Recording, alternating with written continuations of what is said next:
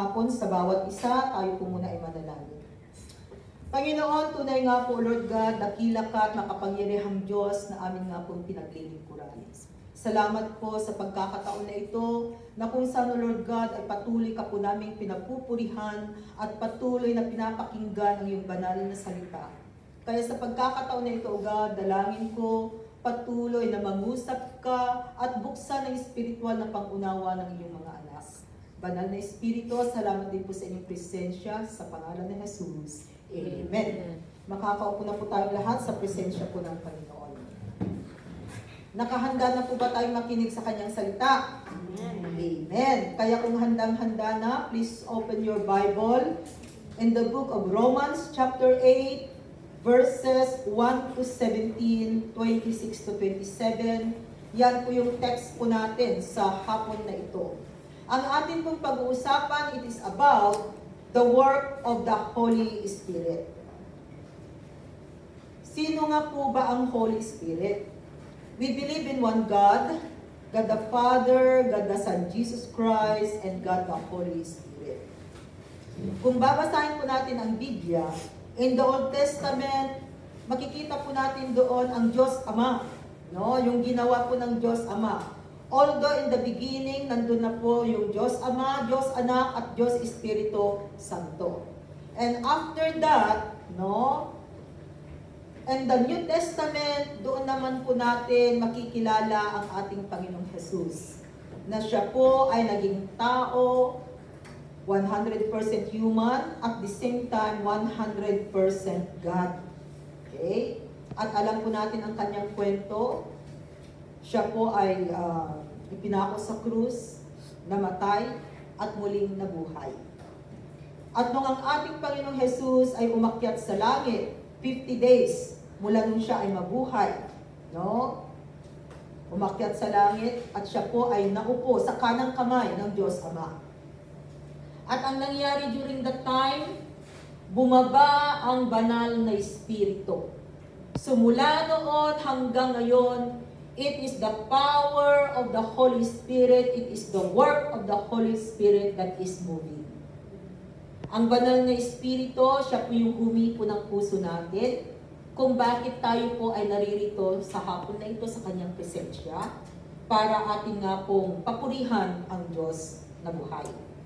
So, sabi po dyan sa Romans 8, verses 1 and 2, sabi niya, therefore, there is now no condemnation for those who are in Christ. Pag sinabing no condemnation, wala na pong magtuturo sa atin or magkukondem na magsasabi, oy, ikaw, isa kang makasalanan.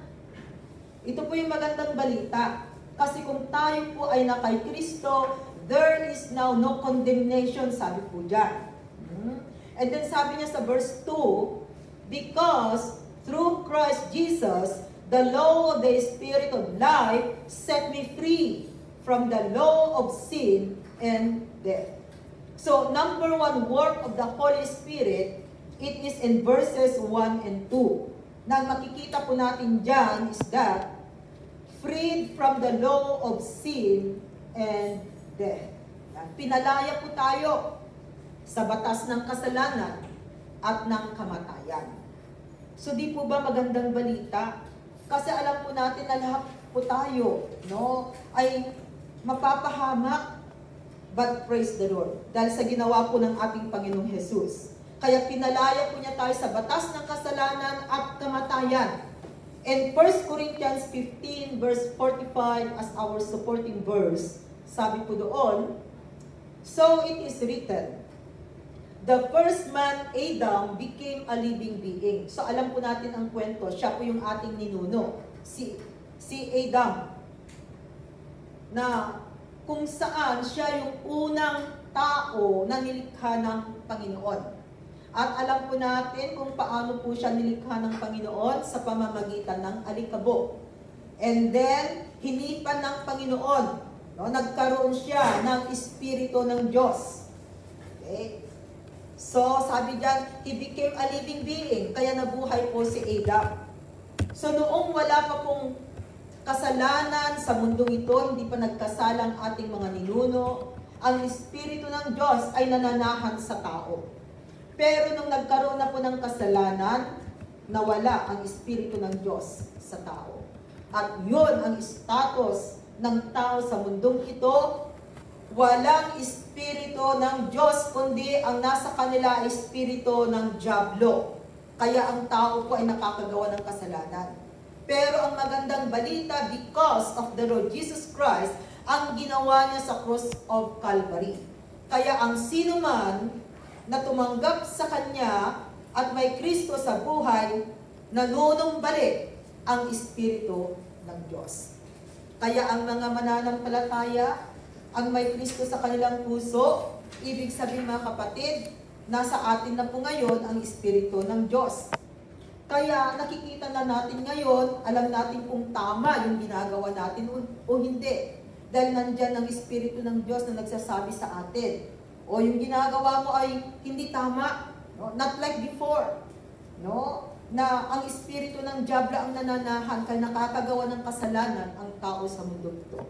Pero pag nandyan na po ang Espiritu ng Diyos, maiiwasan na po natin ang gumawa ng kasalanan. Kaya sabi po kanina dyan sa ating binasa, no? Freed from the law of sin and death. And then sabi dyan, the first man, Adam, became a living being. The last Adam, a life-giving spirit. Sino po yung tinatawag na the last Adam? It is speak about the Lord Jesus Christ. Na sabi dyan, a life-giving spirit. So, nagpapatunay lamang po na kung ang tao ay may Kristo na nag-ahari sa kanyang buhay, meron na pong Espiritu ng Diyos na nag-ahari sa buhay natin. So, yun po yung pagkakaiba.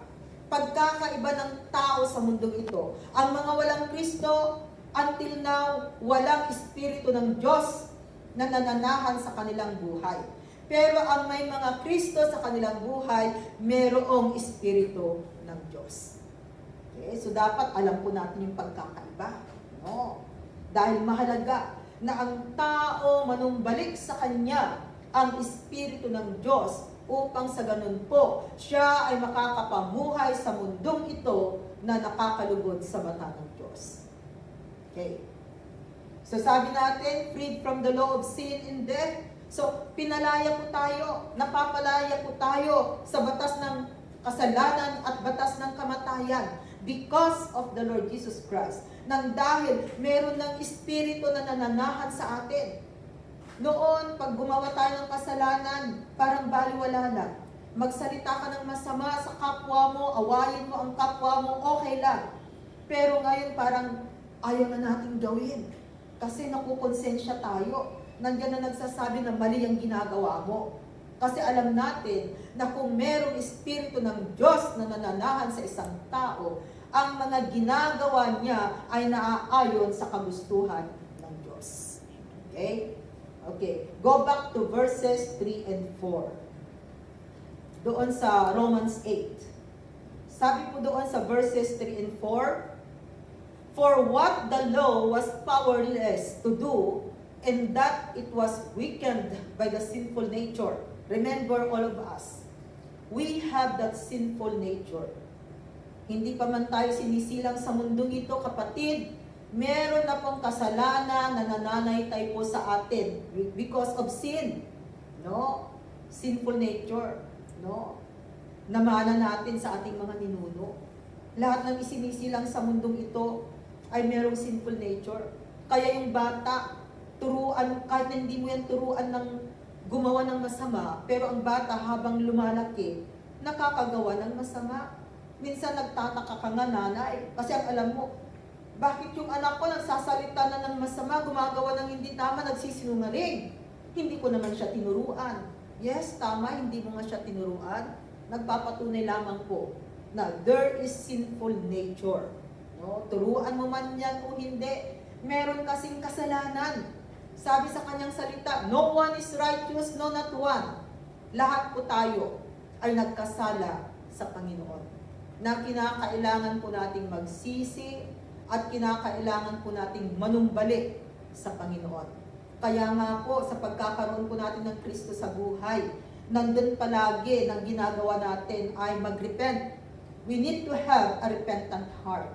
Ang repentant heart, hindi lamang po one shot deal, kundi every day, every time na nandun po na tayo ay nagsisisi, to have a repentant heart. So sabi diyan, was weakened by sinful nature, God did by sending His own Son in the likeness of sinful man to be a sin offering. And so He condemned sin and sinful man. So, makikita po natin dito na ang Panginoong Jesus, sabi diyan, no, in His own Son, ipinadala ng Diyos Ama ang kanyang anak in the likeness of sinful man. Naging tao po ang anak ng Diyos. Tunay na siya ay 100% human, at the same time 100% God. Naging tao. So alam po niya kung ano po yung maging tao sa mundo ito. Kaya naiintindihan niya. Kasi nagkatawang tao po siya. And then sabi po dyan sa verse 4, in order that the righteous requirements of the law might be fully met in us, who do not live according to the sinful nature, but according to the Spirit. Ito po yung napakaganda. Kasi alam po ninyo, pag may Kristong naghahari sa buhay ng isang tao, no, tayo po ay nagiging matuwid sa paningin ng Panginoon. No? Nagiging matuwid in spite na napakarami po nating mga ginawang hindi tama. Pero pag once na tayo ay nagsisi at nagpakumbaba at bumalik sa Panginoon, magiging matuwid tayo sa paningin ng Panginoon. At yun yung hinihintay ng Diyos na gawin ng tao sa mundong ito. Magpasalamat po tayo mga kapatid, no? At nalalaman natin yung katotohanan. Nakakapakinig tayo sa salita niya, nalalaman natin na in spite na sino man tayo noon ay may pag-asa. Dahil pwede po tayong patawarin ng Panginoon, pwede po niyang linisin ang buhay natin, maging maayos ang buhay natin. Na tayo po ay mamuhay na kalugod-lugod sa mata ng Panginoon. So sabi diyan, in order that the righteous requirements of the law, hindi po natin kayang tuparin ang batas ng Diyos. No? Mahirap. Ano ba ang batas ng Diyos? Ang kanyang salita. Mahirap tuparin. But because of the Lord Jesus Christ, no, kayang-kaya po nating tuparin. Kasi si Jesus na po, sabi diyan, in order that the righteous requirements of the law might be fully met in us. No? Because of the Lord Jesus Christ, sasabi ng ating Panginoon, oh, ito, anak ko na ito, mananampalataya sa akin. He is already righteous in my sight. Di ba sabi kanina sa verse 1, there is no condemnation. So wala na pong magkukondem sa atin pag tayo po ay na kay Kristo. So ito po yung magandang balita na hindi nauunawaan ng mga tao. Dahil kung nauunawaan sana ng tao ang ginawa ng ating Panginoong Jesus sa cross of Calvary tuwing mahal na araw, sana wala na pong nagpipinitensya. Kasi hindi na kinakailangan gawin yun. Ginawa namin sana ng ginawa ng Panginoon 2,000 years ago ang nakakalipas. And then sabi diyan, who do not live according to the sinful nature, but according to the Spirit. Kaya mahalaga na ang bawat isa sa atin ay mabuhay na mayroong Espiritu ng Diyos. So the number 2 work of the Holy Spirit is that we fulfill the law by walking in the Spirit. Yan po yung sum up po ng verses 3 and 4 na ating binasa. We fulfill the law by walking in the Spirit. Okay? Galatians 5:16 to 18. Sabi po dyan sa Galatians 5:16 to 18, so I say, live by the Spirit, and you will not gratify the desires of the sinful nature. Alam po ninyo, ang katawan na ito, maraming gusto. No? Marami tayong naisip. No? Pero kinakailangan po na we will not gratify, sabi diyan, the desires of the sinful nature. At pwede po natin gawin yan kung may Espiritu ng Diyos na nananahan po sa atin. Verse 17, for the sinful nature desires what is contrary to the Spirit. No? So makikita po natin dito. Kaya minsan, no, parang may tag-ubuan. Inside, merong tag-ubuan. No? Dumarating tayo dun sa puntos na merong tag-ubuan. Kasi gusto mong gawin ito. Sasabihin naman ng isa, hindi dapat. Yan, may tag-ubuan inside. No? So ano ba ang susundin natin? No? Kinakailangang piliin natin ang Espiritu ng Diyos para tayo po ay maging tagumpay. For the sinful nature desires what is contrary to the Spirit, and the Spirit what is contrary to the sinful nature. They are in conflict with each other so that you do not do what you want. Kasi kung yung gusto po natin, yung sinusunod natin, mapapahamak lamang po tayo mga kapatid. Kaya kailangan po ng Espiritu ng Diyos ang patuloy, no? Na siya ang manguna sa buhay natin. Verse 18, but if you are led by the Spirit, you are not under law. Kaya mahalaga talaga, no? Na tayo po ay lumakad nang naaayon po sa Espiritu ng Panginoon. So, ganun na po dapat ang status po ng bawat isa sa atin. Pag sinasabi natin na merong Kristo na naghahari sa buhay natin, ganun din po na we are now walking in the Spirit. Okay? Kailangan po yan mga kapatid.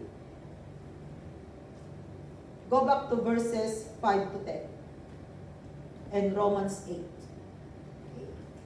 Diyan natin kukuhanin yung number 3, work of the Holy Spirit na makikita po natin. Sabi diyan, those who live according to the sinful nature have their minds set on what that nature desires.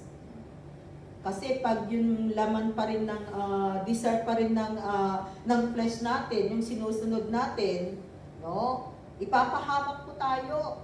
At sabi po diyan, according to the sinful nature, have their minds set on what that nature desires. Even our minds. Hindi pa ako tapos, sis. But those who live in accordance with the Spirit have their minds set on what the Spirit desires. Kaya kung tunay na merong Espiritu ng Diyos na naghahari sa atin, ang gusto po natin talaga ay yung mga bagay-bagay na nakakalugod sa Panginoon. No? Yung naisip po ng Espiritu. And we know na ang desire po ng Spirit is that kabutihan, isn't it? Mga bagay-bagay na nakakalugod sa Diyos. Next verse please. The mind of sinful man is death. Mind of sinful man. Kaya yung mind po natin, kinakailangang ma-renewed. Even right now, nakaupo ka nga dyan, saan nakarating ang iyong isipan? Hello? Ano yung iniisip natin? Kasi kahit na nakaupo ka dyan, ang isip, naglalakbay, isn't it? Yes. We need to control our mind. So we need to have a renewed mind. Kasi the mind of sinful man, ipapahamak po tayo ng sarili po nating kaisipan pag yan po ay hindi na bago. Bakit? Tingnan po ninyo. Ang tao, pag merong inisip, ginagawa ka agad. Okay. Isn't it? Di ba minsan, kung may naisip tayo, talagang hindi ka nakapag-isip ng tama. Kung ano yung inisip mo, gagawin mo kaagad.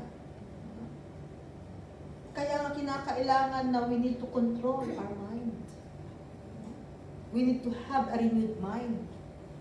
Kung sinasabi po natin na may Kristo, even ang mind natin, it become the mind of Christ. Kaya kung mind ni Christ yan, dapat tama ang iniisip. No? Nasa maayos, dapat yung klase ng iniisip, isang it. Kasi kung mind ni Christ, hindi yan mag-iisip ng mga bagay-bagay na hindi maganda sa paningin ng Panginoon. So the mind of sinful man is death, but the mind controlled by the Spirit is life and peace. Kaya even our mind, sabi diyan, we need to be controlled by the Spirit. Kasi kung kontrolado po yan ng Espiritu, ano ang mangyayari? May buhay at mayroong kapayapaan. So number 3, work of the Holy Spirit is that we have peace and life by the Spirit. Merong kapayapaan, merong buhay because of the Spirit.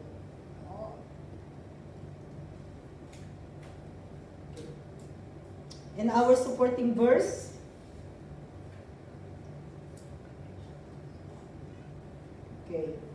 our supporting verse, it is found in Galatians 5, right? 22 to 25. So sabi diyan, but the fruit of the Spirit is love. Ang bunga ng banal na Espiritu, o meron pong bunga ang banal na Espiritu. Kaya kung meron pong Espiritu ng Diyos na nananahan po sa atin, dapat meron din po tayong bunga. Ano ang mga bunga sabi diyan? The fruit of the Spirit is love. Kaya may pagmamahal. Kaya kung may pagmamahal sa puso natin, ibig sabihin, walang puwang po yung hindi pagpapatawad sa kapwa. Okay? Kasi sabi diyan, the fruit of the Spirit is love, pagmamahal. Kaya hindi bagay sa iyo, kapatid, yung may kagalit sa mundo. Kung may nanakit sa iyo, you need to forgive. Sabihin mo diyan sa katabi mo, you need to forgive. You need to forgive. It is for your own benefit. It is for our own benefit. Kung tayo po ay nakakapagpatawad sa mga taong nagkasala sa atin. The fruit of the Spirit is love, pagmamahal. Remember, love covers the multitude of sin. Kaya kung may pagmamahal na naghahari po sa puso natin, ano man ang ginagawa ng tao sa atin, no, mapapatawad natin sila. No? Masaktan man tayo, pero at the end of the day, pwede nating sabihin, okay lang. Because love covers the multitude of sin. There is joy, may kagalakan, na kahit maraming problema, mga kapatid, nararanasan mo pa rin ang kagalakan. Nararamdaman ba ninyo ang joy? Ang joy na yan ay nagpapatunay na may Kristo sa buhay. Pag hindi mo nararamdaman ang joy, question mark, kapatid, ang relasyon mo sa Panginoon. Dapat andyan ang joy. May peace, kapayapaan, patience, mapagpasensya. Kahit na maraming pasaway sa buhay, nakakapagpasensya pa rin. Kindness, no? Pagiging mabait, goodness, pagiging mabuti, faithfulness, pagiging tapat, gentleness, hindi yung rude, ika nga. No? At least kung tayo nagsasalita, may konting sugar. Kasi di ba pag nagsalita ang tao kahit na hindi galit, pag medyo malakas yung boses at saka parang pabagsak ang dating, ang akala natin galit. Lalo na sa aming mga lowland. No. Parang ang dating, bakit galit ka? Pero yun pala, sabi naman ninyo, normal lang.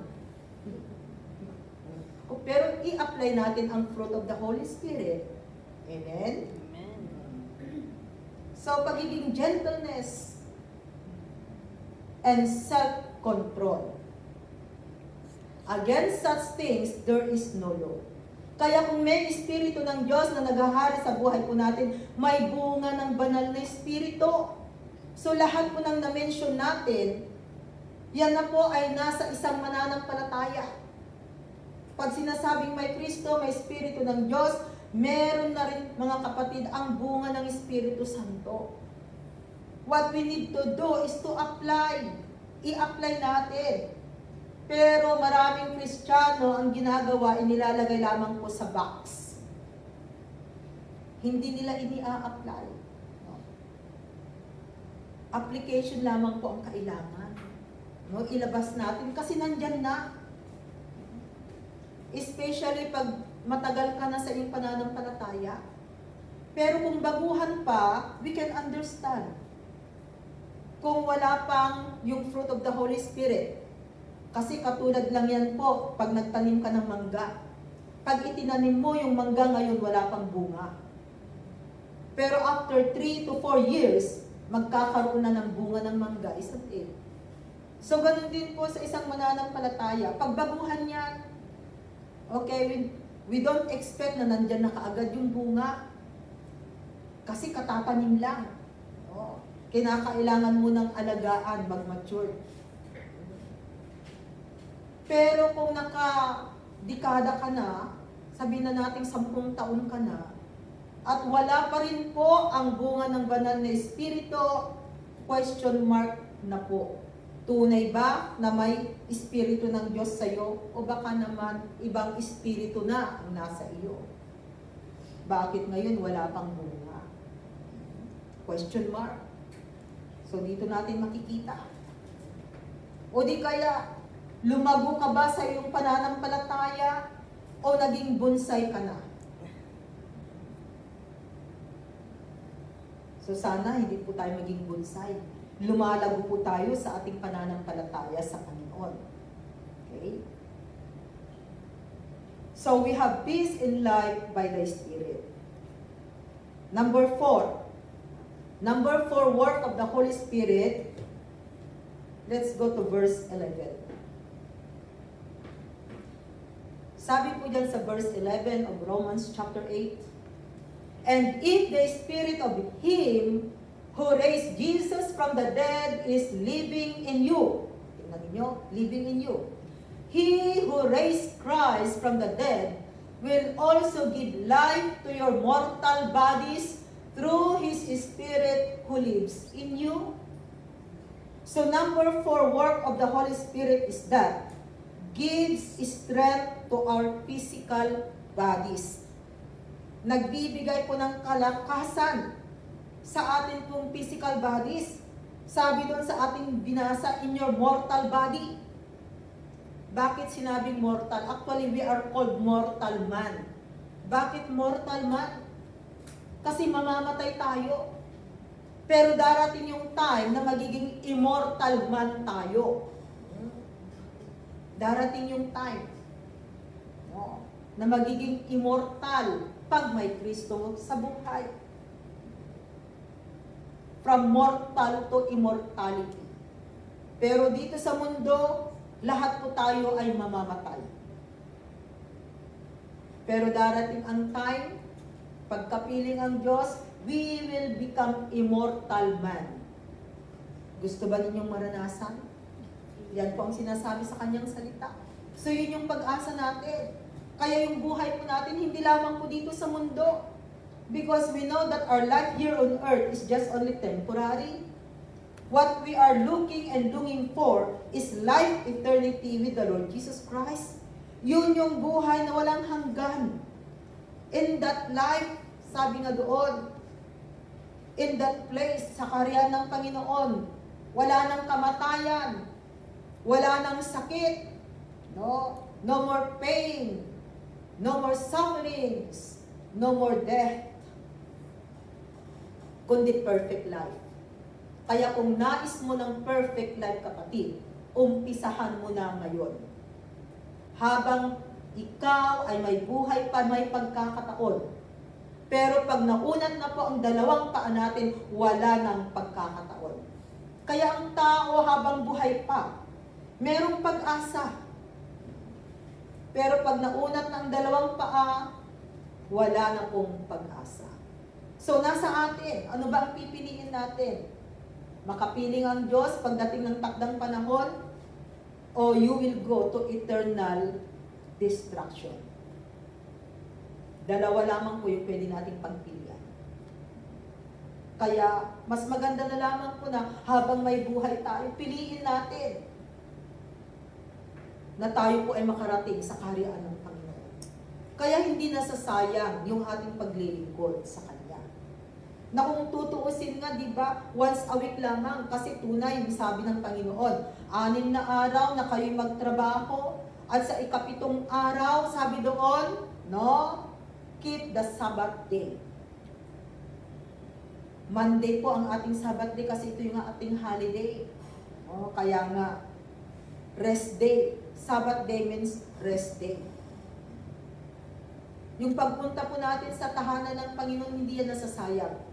Because we are obeying one of the 10 commandments of God. Anong number ng commandments? It is the number 4 commandments of God. Keep the Sabbath day. 6 days you will work, and 1 day, give it to me, sabi ng Panginoon. Buti na lamang po at hindi po 24 hours, di ba ilang oras lang yung ibibigay natin sa Panginoon. Konting oras lamang po, hindi 24 hours. Kaya wag po nating kalilimutan na kung may time po tayo, especially pag araw po ng day off natin, pumunta po tayo sa tahanan ng Panginoon. Maglingkod po tayo sa Kanya. Ialay po natin ang buhay sa Panginoon. Dahil hindi yan nasasayang, kapatid. And 1 Corinthians 6 verse 19, sabi diyan, do you not know that your body is a temple of the Holy Spirit? O, tingnan po ninyo. So, temple, ibig sabihin, nakatira. The Holy Spirit dwell in us. So, ang katawan na ito ay nakatira ang banal na Espiritu. Kaya, even in the Word of God, sabi, it is no longer I who live, but it is the Spirit of God. So do you not know that your body is a temple of the Holy Spirit who is in you, whom you have received from God? You are not your own. Idagdag na natin ang verse 20, please.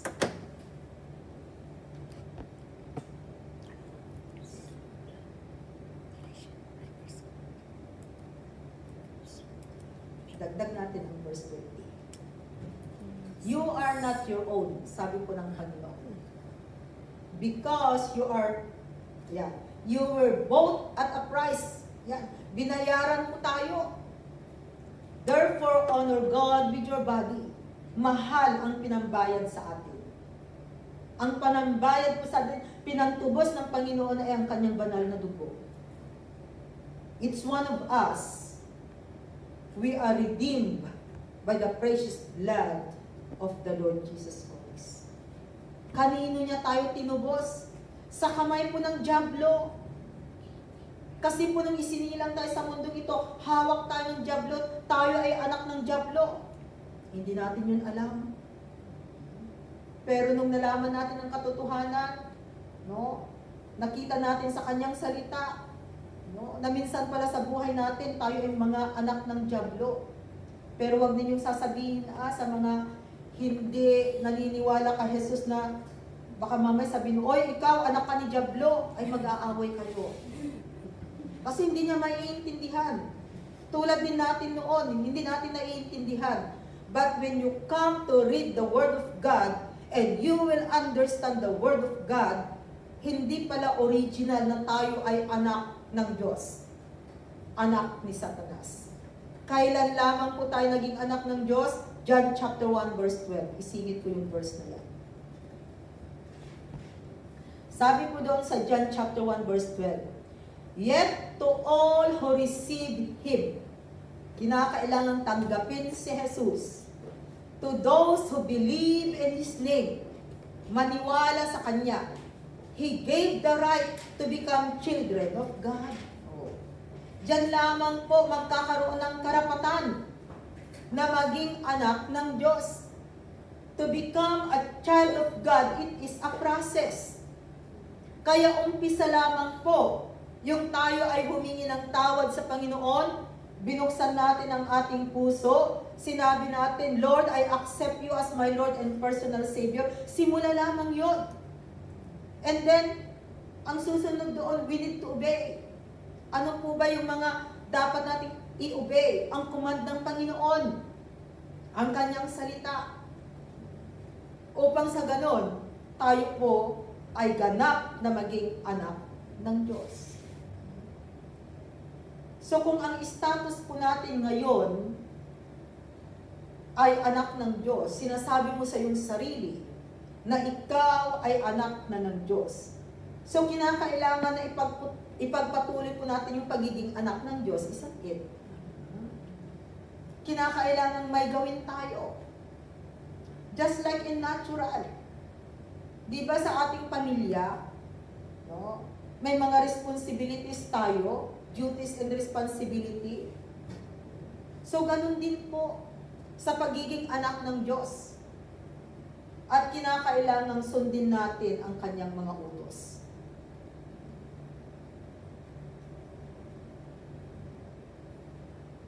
So purihin po ang kanyang pangalan. Go back to verses 12 to 14. So verses 12 to 14, it is the number 5 work of the Holy Spirit. Sabi po dyan sa verse 12. Therefore, brothers, pag sinabing brothers, kasali na po tayo mga sisters. We have an obligation, but it is not to the sinful nature to live according to it. Kundi ang sabi dyan sa verse 13, for if you live according to the sinful nature, you will die. Kaya kung ang sinusunod po natin ay ang layo ng katawan, kapatid, mapapahamak po tayo. Mamamatay po tayo spiritually. But if by the Spirit you put to death the misdeeds of the body, you will live. Verse 14. Because those who are led by the Spirit of God are sons of God. Kaya, pag tayo po ay sumusunod, no, sa Espiritu, sabi diyan, sila po ang tinatawag na anak ng Diyos. Okay? Galatians 6 verse 8. Sabi po doon sa Galatians 6 verse 8, so number 5 work of the Holy Spirit is that our evil deeds destroyed by the Spirit. Yung mga makamundong gawain, no, mga bagay-bagay na hindi nakakalugod sa Panginoon, no, yan po ay masisira sa pamamagitan po ng Espiritu ng Diyos. Kaya nga ang nangyayari sa atin, the old has gone, the new has come. Kaya may pagbabago sa buhay. No? Kung dating chismosa ka noon, ay nababawasan yung pagiging chismosa. No?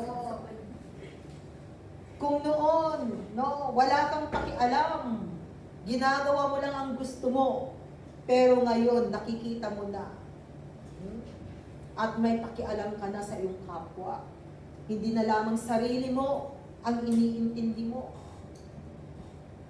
So sabi po dyan sa Galatians 6 verse 8, the one who sows to please his sinful nature, from that nature will reap destruction. The one who sows to please the Spirit, from the Spirit will reap eternal life. I-simplify po natin. No? Ang ibig sabihin, kung ano ang itinanim mo, siya mong aanihin. Pag nagtanim ka ng masama, aani ka ng masama. Pag nagtanim ka ng kabutihan, aani ka ng kabutihan.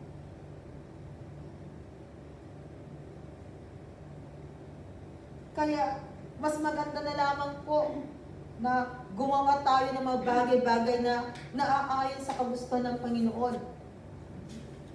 At tutulungan po tayo ng banal na Espiritu. Kaya nandyan nga po ang Holy Spirit, ang Espiritu ng Diyos, na kailangan natin sa mundong ito. Habang ikaw at ako ay nabubuhay sa mundong ito, we need the Spirit of God. Without the Spirit of God, mapapahamak po tayo mga kapatid, at hindi po natin makakasama ang Diyos na buhay. That's why, mahalaga ang Espiritu ng Diyos. Okay. Number 6, work of the Holy Spirit, verses 15 to 17. Sabi nun sa verses 15 to 17, "For you did not receive a spirit that makes you a slave again to fear." So yung tinanggap po nating Espiritu, hindi po niya ginagawa na tayo po ay matatakutin. Kundi nandun po yung courage and boldness na ibinibigay sa atin. "But you receive the Spirit of sonship, and by Him we cry, Abba, Father." Verse 16. "The Spirit Himself testifies with our spirit that we are God's children." And verse 17, "Now if we are children, then we are heirs," tagapagmana, "heirs of God and co-heirs with Christ, if indeed we share in His sufferings, in order that we may also share in His glory." So number 6 work of the Holy Spirit is that receive the Spirit of sonship. Receive the Spirit of sonship. Binasa na natin kanina in John chapter 1 verse 12. Na ang tumanggap kay Kristo, sila ay magkakaroon ng karapatan na maging anak ng Diyos. So yung mga espiritu ng Diyos sa kanilang buhay, sila lamang po ang mga anak ng Diyos. Remember, there are 3 kinds of spirit. Spirit of God, spirit of the devil, and human spirit. No? Because man composed of body, soul, and spirit. Body, ang katawan. What is soul? Ang soul na tinatawag, in Tagalog, kaluluwa. Ito po yung ating 5 senses. Ito yung ating will. Ito yung ating emosyon. No? Yan po yung tinatawag na soul, kaluluwa. Spirit. Kaya may espiritu tayo. No? Kasi ang espiritong yan ang nakikipag-communicate sa Diyos. Which is kinakailangan magkaroon tayo ng espiritu ng Kaya pag tinanggap natin si Jesus, the Spirit of God works in our spirit.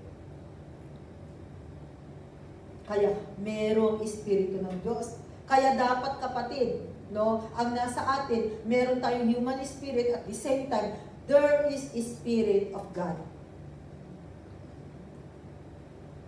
Hindi po espiritu ng diablo.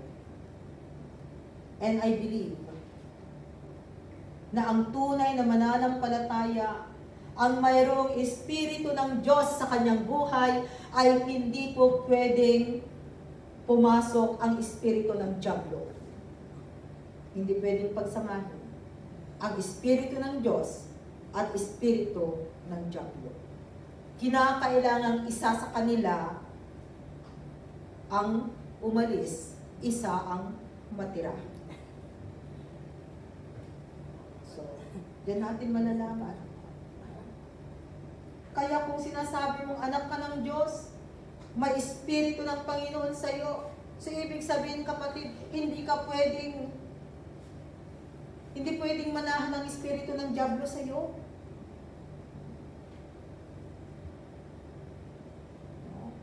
Kaya dito po natin malalaman. Kaya mahalaga ang espiritu ng Diyos. Okay. Number 7, work of the Holy Spirit. Jump to verses 26 to 27. Sabi diyan sa verse 26. In the same way, The Spirit help us in our weakness.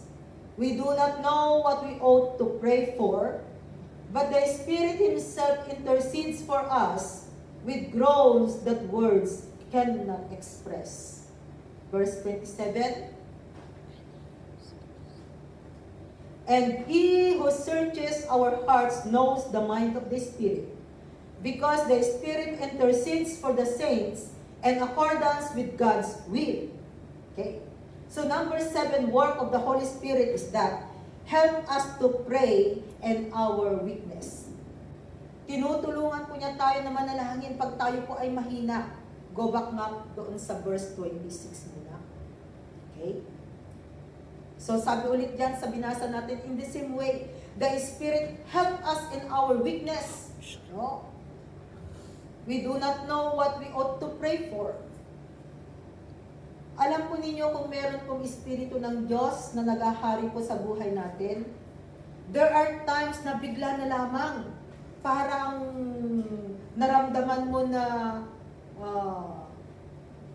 parang naalala mo ang pamilya mo, for example, for your mother.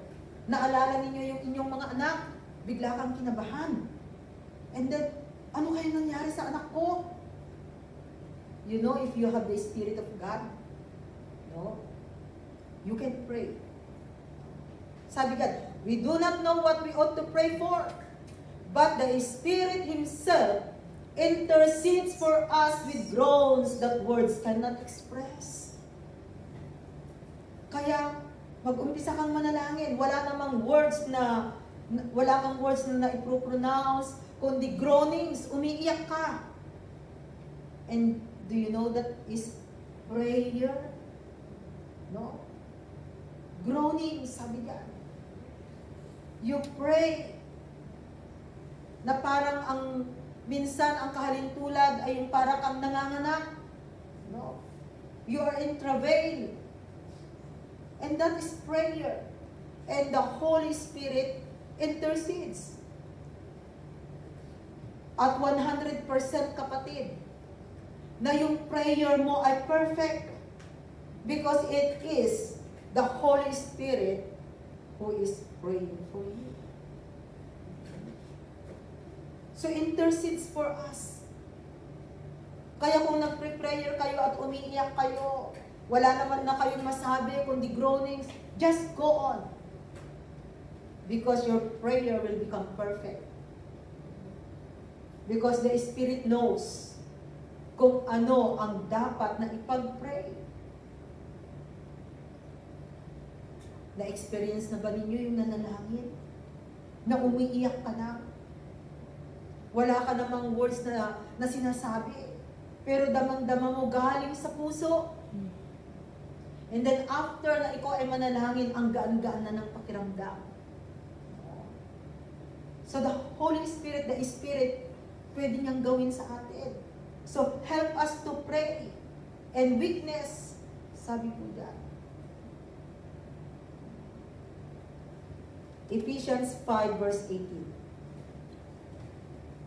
Sabi po sa Ephesians 5 verse 18, do not get drunk on wine. Sana po wala na po umiinom ng alak dito Ayan maliwanag. Do not get drunk on wine, which leads to debauchery. Kasi alam niyo yung lasing, minsan nawawala sa sariling isip, isang it. Ipapahamak po kayo. Kundi sabi that, instead be filled with the Holy Spirit. So kinakailangang mapuspos ng banal na Espiritu.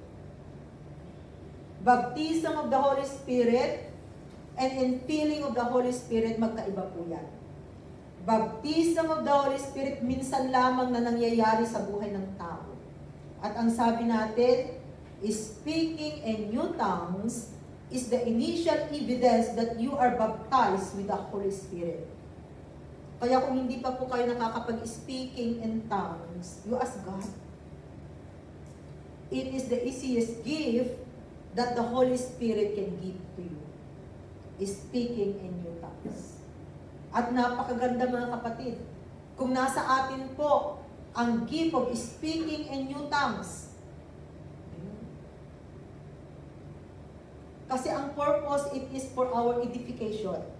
Di ba there are times na nai-stress ka, nadi-discourage, nandulupay-pay, nanghihina. Hindi po palaging malakas tayo. Dumarating tayo sa time na tayo nanghihina, isang it. Lalo na pag may problema, di ba ang problema nakakapangpahina? If you are in trouble, no? Nakakapangpahina. But if you have that speaking in new tongues, you can use it as a prayer language. No? Pwede mong gamitin. And it will edify you. Mapapalakas ka. Ano ba yung speaking in new tongue? Ang example niya. No? Salitang hindi naiintindihan. If you can speak a word that you cannot understand, no? Dagdagan mo lang ng faith, you can speak in new tongues. Kaya nga by faith, no? Nakakapagsalita ba tayo ng word na hindi natin naiintindihan? Pwede, di ba? Pwede tayong magsalita na hindi natin naiintindihan. Pag nagsalita ako ng shandararaya, dadadadada, naiintindihan ba ninyo? Ako rin hindi ko naiintindihan. Pero dadagdagan ko ng faith.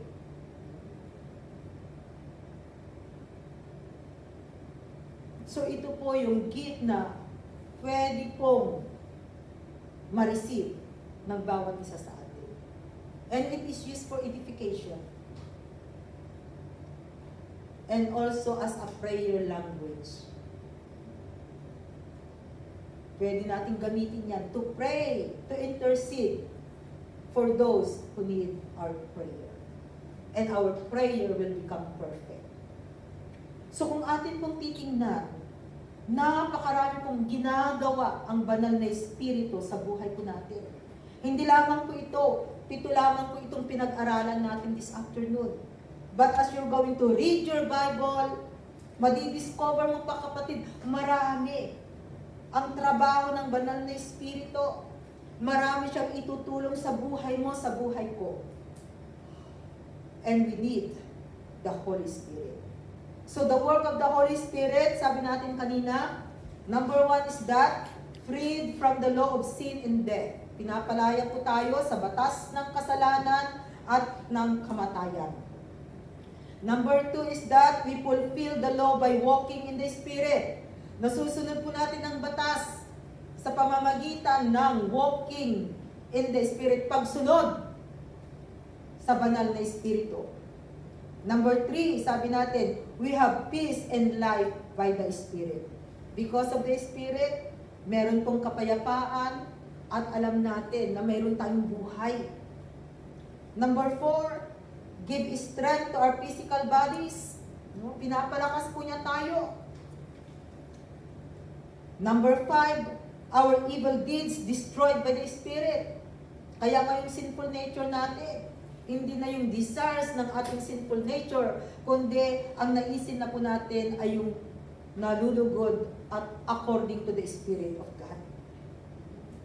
Kaya may pagbabago. The old has gone, the new has come. At ang pang-anim natin, sabi natin, receive the spirit of sonship. Nagiging anak tayo ng Diyos. At ang pang-7, help us to pray in our weakness. And our conclusion, dito po tayo magtatapos in John 14 verse 26. Sabi po sa John 14 verse 26, but the Counselor, the Holy Spirit, whom the Father will send in my name, will teach you all things and will remind you of everything I have said to you. Kaya mga kapatid, nandyan po ang Holy Spirit na umaalalay sa bawat isa sa atin. Kaya hindi tayo nag-iisa sa mundo ito. No? Merong banal na Espiritu. At ang Espiritong yan ay nananahan sa buhay ng bawat isa sa atin. So kung nasa iyo, nasa akin, ang Espiritu ng Diyos, so hindi po tayo magiging talunan sa mundo ito. makakayanan po natin. Ano man ang sitwasyon, ano man ang problema, ano man ang mga bagyong dumarating sa buhay. Alam natin na meron tayong sandata. Alam natin na meron tayong kakampi. Alam natin na merong tutulong sa atin para mapagtagumpayanan ang buhay sa mundong ito. Remember, habang tayo po ay nabubuhay sa mundong ito, kaakibat na po ang mga bagyong dumarating sa buhay. Pero kung may Kristo sa buhay, meron po tayong panghahawakan. At nandyan ang kanyang Espiritu na nasa atin because we are the temple of the Spirit of God na handang gumabay at tumulong sa bawat isa sa atin. Amen. Panginoon, salamat, Lord God, sa iyong salita na pinaalalahanan mo po kami, Panginoon, about the work of the Holy Spirit, na tunay nga po, O God, na kailangan po namin, O God, ang Espiritu mo, Panginoon. Salamat, Lord, dahil pinili mo po kami, binigyan mo po kami ng pagkakataon, at ginawa mo po kaming temple of the Holy Spirit. Panginoon, salamat, O God. Tulungan mo kami, Panginoon, turuan, na kami po ay makasunod sa iyo nga pong mga ipinag-uutos. Salamat sa mga salita mo na palagi po namin napapakinggan, na hindi lamang po tagapakinig, kundi higit sa lahat, O Diyos, ay makita na ito po ay namumunga sa aming mga buhay. Maraming salamat, O Diyos, at ibinabalik ko po sa iyo ang mataas na papuri sa pangalan ng Jesus. Amen. Ibalik ko po sa amin.